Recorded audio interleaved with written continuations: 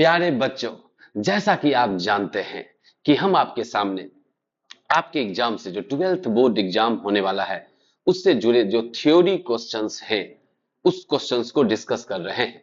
अभी हम लोग जिस चैप्टर से क्वेश्चन डिस्कस कर रहे हैं वो issue of share, forfeiture and reissue of share, issue of debenture and redemption of debenture से जुड़ा टॉपिक से जुड़े 22 क्वेश्चंस हम आपके सामने रखे थे। उसमें से हम लोग एक एक दो क्वेश्चन डिस्कस कर रहे हैं।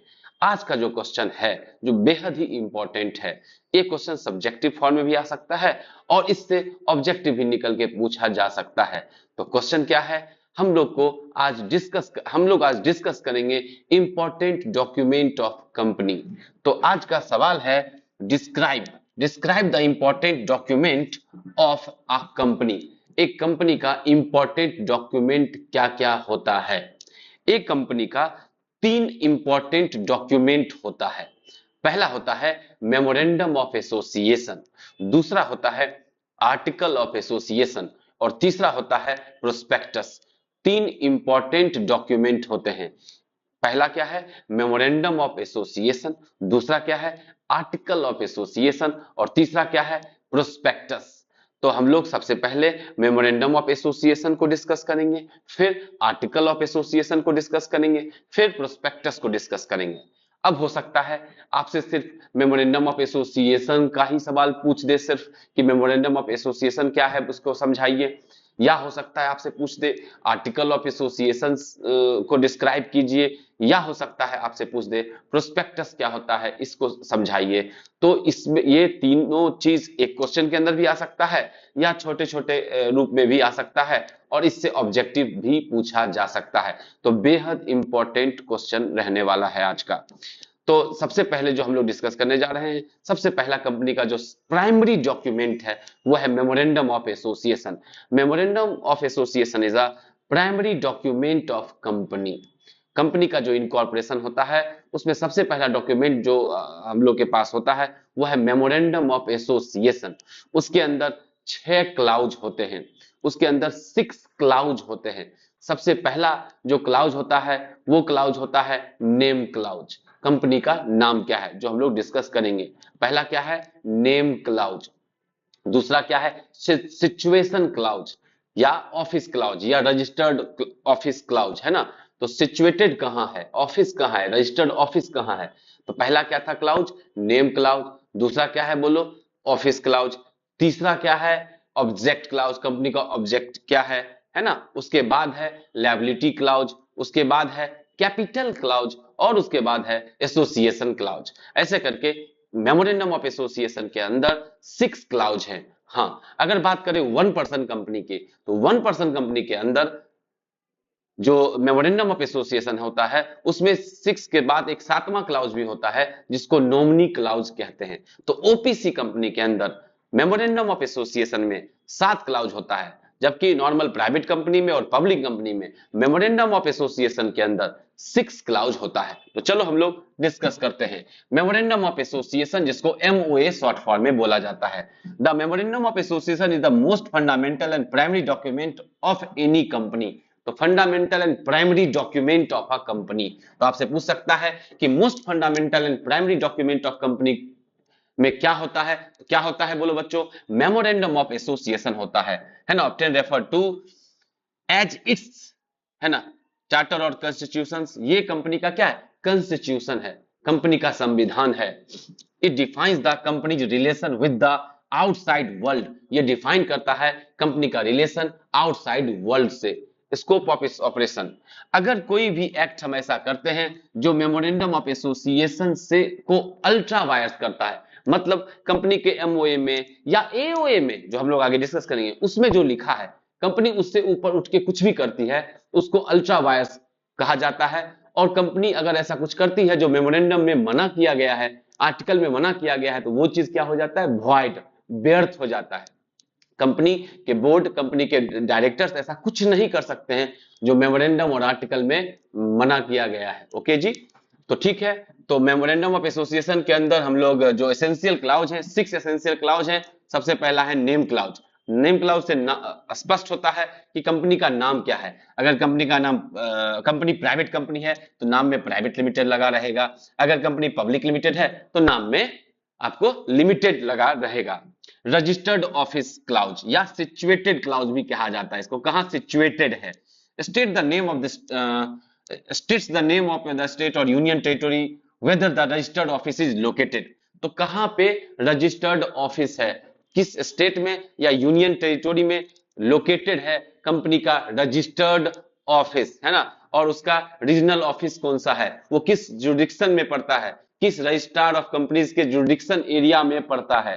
जैसे पटना में मान लो कोई कंपनी रजिस्ट्रेशन ली है, उसका रजिस्टर्ड ऑफिस पटना में है, तो वो किस जुरिडिक्शन में आएगा, तो पटना का जो रजिस्ट्रार ऑफिस है उसके जुरिडिक्शन में आएगा। ठीक है जी, तो रजिस्टर्ड क्लाउज, ऑफिस क्लाउज या सिचुएशन क्लाउज। उसके बाद है ऑब्जेक्ट क्लाउज। कंपनी का ऑब्जेक्ट क्या है, उद्देश्य क्या है। Define the main object and the business activities the company is authorized to pursue. तो ऑब्जेक्ट क्लाउज में कंपनी किस तरह का बिजनेस करने जा रही है ये बिल्कुल डिफाइन होना चाहिए, जो कि लीगल बिजनेस होना चाहिए। कंपनी वही तरह का बिजनेस करेगी, है ना, जो ऑब्जेक्ट क्लाउज में लिखा हुआ है। The company can not legally engage in the activities not listed, है ना, हियर। तो अगर मेमोरेंडम में ऑब्जेक्ट क्लाउज में जो भी चीज कंपनी के ऑब्जेक्ट क्लाउज में नहीं लिखा हुआ है, कंपनी वो एक्ट नहीं कर सकती है, वो एक्टिविटी नहीं कर सकती है, वो काम नहीं कर सकती है। उसके बाद आता है लायबिलिटी क्लाउज। कंपनी का liability, company limited liability company है, अनलिमिटेड कंपनी है ना, कंपनी लिमिटेड बाय गारंटी है, ये इस क्लाउज में लिखा होता है। क्लासिफिकेशन ऑफ कंपनी हम लोग पढ़ते हैं, कंपनी तीन तरीके से क्लासिफाई होता है। एक होता है कंपनी लिमिटेड बाय शेयर, एक होता है कंपनी लिमिटेड बाय गारंटी, और एक होता है अनलिमिटेड कंपनी। तो कंपनी किस तरह की है उसका लायबिलिटी, ये इस लायबिलिटी क्लाउज में लिखा होता है। उसके बाद आता है capital clause. State the maximum amount of share capital. इसी में लिखा होता है आपका ऑथराइज्ड कैपिटल कितना है, आपका ऑथराइज कैपिटल या रजिस्टर्ड कैपिटल या नॉमिनल कैपिटल, मतलब कंपनी शेयर के थ्रू कितना पैसा इकट्ठा कर सकती है, तो ये कैपिटल क्लाउज में लिखा होता है। ठीक है, उसके बाद होता है एसोसिएशन क्लाउज। एसोसिएशन क्लाउज जो होता है उसमें सब्सक्राइबर्स जो होते हैं वो अपना ऑथराइजेशन देते हैं, सिग्नेचर करते हैं, है ना। जो भी मेंबर होते हैं, जब कंपनी का इनकॉर्पोरेशन होता है तो जो मेंबर होते हैं जिनको प्रमोटर भी कहते हैं, वो क्या करते हैं, सिग्नेचर करते हैं। It is a statement from the company's initial subscriber या प्रमोटर जिसको बोला जाता है, declaring their intention to form a company and become its member. तो वो अपना कंसेंट दे रहे होते हैं कि वो इस कंपनी में मेंबर बन रहे हैं, है ना। तो ये एसोसिएशन क्लाउज है। तो ये 6 क्लाउज है मेमोरेंडम ऑफ एसोसिएशन के अंदर। अगला जो मेन डॉक्यूमेंट है, दूसरा डॉक्यूमेंट है, वो है आर्टिकल ऑफ एसोसिएशन, एओए। ये कंपनी का, ये भी, इसको भी कंपनी का कॉन्स्टिट्यूशन बोला जाता है। इसमें रूल्स रेगुलेशंस लिखे होते हैं। आर्टिकल ऑफ एसोसिएशन के अंदर जो रूल्स रेगुलेशंस लिखे होते हैं वही रूल रेगुलेशन पे कंपनियां चलती है। The article of association are the internal rules and regulations for the management and internal affairs of the company। Company का जो भी मैनेजमेंट काम कर रहा होता है वो आर्टिकल ऑफ एसोसिएशन में जो रूल्स है रेगुलेशंस है उसके अंदर कर रहा होता है ना। जो भी कंपनी के अंदर इंटरनल अफेयर्स होते हैं वो आर्टिकल में लिखे रूल्स एंड रेगुलेशन से ही के अकॉर्डिंग ही किए जाते हैं। ओके, ये भी कॉन्स्टिट्यूशन है, कंपनी का संविधान है, article of association. Article of association में भी अगर जो लिखा है उससे ऊपर उठ के कोई भी डायरेक्टर कुछ भी करता है, इसको अल्ट्रा वायर्स ही बोला जाता है, मतलब बियॉन्ड पावर। आप पावर से ऊपर उठ के कुछ कर रहे हैं जो कि वॉइड है, जो करना व्यर्थ है, उसका कोई मीनिंग नहीं है। की प्रोविजन टिपिकली इंक्लूड्स, तो एओए में क्या चीज इंक्लूड्स होता है, चलो कुछ पॉइंट्स में डिस्कस कर लेते हैं। The right and duties of share holders, share holders के क्या राइट है, क्या ड्यूटीज है, ये लिखा होता है आर्टिकल ऑफ एसोसिएशन में। The power, responsibility and appointment procedure for director, तो पावर, उसकी रिस्पॉन्सिबिलिटी और अपॉइंटमेंट प्रोसीजर फॉर डायरेक्टर, कि डायरेक्टर का अपॉइंटमेंट कैसे होगा, उसकी क्या पावर है, उसकी क्या रिस्पॉन्सिबिलिटी है, ये सारा चीज आर्टिकल ऑफ एसोसिएशन में लिखा होता है। Procedure for conducting general and board meeting, company के अंदर जो जनरल मीटिंग होता है, बोर्ड मीटिंग होता है, उसको कैसे कंडक्ट किया जाएगा। वोटिंग राइट्स, है ना, किनके पास क्या वोटिंग राइट्स है, और कोरम, कोरम का मतलब है कि कितने लोग आ जाएंगे जो माना जाएगा कि मीटिंग किया जा सकता है ना, तो कितने लोग आ जाएंगे, ये बात है। ठीक है बच्चों, फिर हम लोग का अगला पॉइंट है जो इसके अंदर आर्टिकल ऑफ एसोसिएशन के अंदर, rule for share transfer, dividend distribution and maintenance of account. क्या रूल है शेयर ट्रांसफर को लेके, अकाउंट मेंटेन किस रूल से होगा, डिविडेंड डिस्ट्रीब्यूशन कैसे किया जाएगा, ये सारा चीज आर्टिकल ऑफ एसोसिएशन पर लिखा होता है। तो ये काफी महत्वपूर्ण पॉइंट हो गए आर्टिकल ऑफ एसोसिएशन का। उसके बाद तीसरा महत्वपूर्ण जो डॉक्यूमेंट है वो है प्रोस्पेक्टस। तीसरा महत्वपूर्ण डॉक्यूमेंट क्या है बोलो बाबू, प्रोस्पेक्टस।